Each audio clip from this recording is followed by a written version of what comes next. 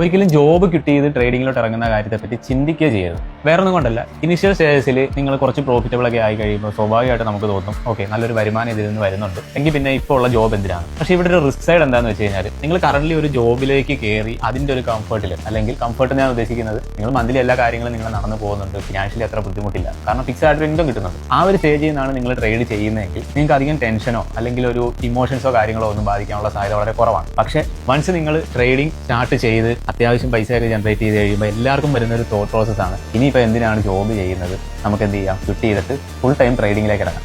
അപ്പോൾ അവിടെ വരുന്നൊരു പ്രശ്നം എന്ന് പറഞ്ഞു കഴിഞ്ഞാൽ ഇതുവരെ നിങ്ങളുണ്ടായിരുന്ന ആ കംഫർട്ട് സോണിൽ നിങ്ങൾ മാറി എന്താണ് ട്രേഡിങ്ങിൽ നിന്നുള്ള ഇൻകം മാത്രമാണ് വീണ്ടും റിലേ ചെയ്യാൻ പോകുന്നത്. അതായത് നിങ്ങളുടെ മുന്നോട്ടുള്ള കാര്യങ്ങൾ നടക്കണമെങ്കിൽ നിങ്ങൾ എന്ത് ചെയ്യണം, ട്രേഡിങ്ങിൽ നിന്ന് ഒരു ഇൻകം ജനറേറ്റ് ചെയ്യണം. അപ്പോൾ ഇവിടെ വരുന്നൊരു പ്രശ്നം എന്ന് പറഞ്ഞു കഴിഞ്ഞാൽ നിങ്ങൾ മണി ഫോക്കസ്ഡ് ആയിട്ട് പോകാനുള്ള സാധ്യത വളരെ കൂടുതലാണ്. ഒരു 90% ഓഫ് ആൾ അല്ലെങ്കിൽ 99% ഓഫ് ആൾക്കാരും ഫെയിൽ ആകുന്നതിന്റെ റീസൺ അത് തന്നെയാണ്. അപ്പോൾ നമ്മൾ മനസ്സിലാക്കേണ്ട കാര്യം, നിങ്ങൾ ഏതൊരു ജോബ് ആയിക്കോട്ടെ, ഈ പറയുന്ന പോലെ ഗവൺമെന്റ് ജോബ് ആവാം, അല്ലെങ്കിൽ നോർമൽ എന്തെങ്കിലും പണികളാവാം, പ്രൈവറ്റ് ജോബ് ആവാം, ഈവൻ ദോ ഒരു വരുമാനം നിങ്ങൾക്ക് കിട്ടുന്നുണ്ടെങ്കിൽ അതിൽ നിന്നുകൊണ്ട് തന്നെ എന്ത് ചെയ്യുക, ട്രേഡിങ്ങിലും ഫോക്കസ് ചെയ്യുക. അതായത് എപ്പോഴും ഒരു അഡീഷണൽ ഇൻകം സോഴ്സ് ആയിട്ട് മാത്രം ട്രേഡിങ്ങിനെ കാണുക. ഇപ്പോൾ ഈ പുറത്ത് കാണുന്ന അല്ലെങ്കിൽ സോഷ്യൽ മീഡിയയിൽ കാണുന്ന ലൈഫ് സ്റ്റൈൽ കാര്യങ്ങൾ, അല്ലെങ്കിൽ ഇപ്പോൾ പേഴ്സണലി നിങ്ങളിപ്പോൾ എൻ്റെ അക്കൗണ്ട് കാണുമ്പോഴാണെങ്കിലും ഞാൻ പോർട്രേറ്റ് ചെയ്യുന്നത് ഒരു ട്രേഡർ എന്ന രീതിയിലാണ്. പക്ഷേ എൻ്റെ ഇൻകം ട്രേഡിംഗ് മാത്രമല്ല. ഇപ്പോൾ എല്ലാവർക്കും അറിയാം എനിക്ക് മെന്റർഷിപ്പ് ഉണ്ട്, അപ്പോൾ അതിൽ നിന്ന് എനിക്കൊരു ഇൻകം വരുന്നുണ്ട്. എനിക്ക് ബ്രോക്കർ അഫിലിയേറ്റ്സ് ഉണ്ട്, പ്രോഫോം അഫിലിയേറ്റ്സ് ഉണ്ട്, അപ്പോൾ അതിൽ നിന്നൊരു ഇൻകം വരുന്നുണ്ട്. അത് കൂടാതെ നിങ്ങൾക്ക് അറിയാത്ത പല ബിസിനസ്സുകൾ എനിക്കുണ്ട്. അപ്പോൾ ഞാൻ ശരിക്കും പറഞ്ഞാൽ ഫുൾ ടൈം ട്രേഡ് ചെയ്ത് മാത്രം ജീവിക്കുന്ന ഒരാളല്ല. അതായത് എൻ്റെ ഇൻകം റിലേ ചെയ്യുന്നത് ട്രേഡിങ്ങിൽ നിന്ന് മാത്രമല്ല. ഞാനിപ്പോൾ 1-2 മാസം ട്രേഡ് ചെയ്തില്ലെങ്കിൽ പോലും പ്രോപ്പറായിട്ട് എൻ്റെ കാര്യങ്ങൾ നടന്നു പോകും. എപ്പോഴും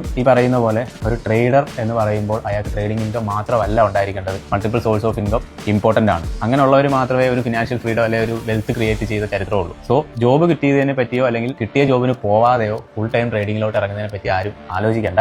എൻ്റെ സ്റ്റുഡൻസിനോടാണെങ്കിലും ഞാൻ അത് തന്നെയാണ് പറയുന്നത്. നിങ്ങൾ ഇപ്പോൾ നിൽക്കുന്ന കംഫർട്ട് സോണിൽ അല്ലെങ്കിൽ ഇപ്പോൾ ഉള്ള ഫിനാൻഷ്യൽ സ്റ്റേറ്റസിൽ നിന്ന് ട്രേഡിംഗ് ഇൻക്ലൂഡ് ചെയ്ത് അത് ബിൽഡ് ചെയ്യാൻ ശ്രമിക്കുക. അതായത് അടുത്തൊരു ലെവലിലേക്ക് അത് എത്തിക്കാൻ ശ്രമിക്കുക. അല്ലാതെ കയ്യിലിരിക്കുന്നത് കളഞ്ഞിട്ട് കിട്ടാത്തതിന് പുറകെ പോകുന്നത് അത്ര ശരിയല്ല.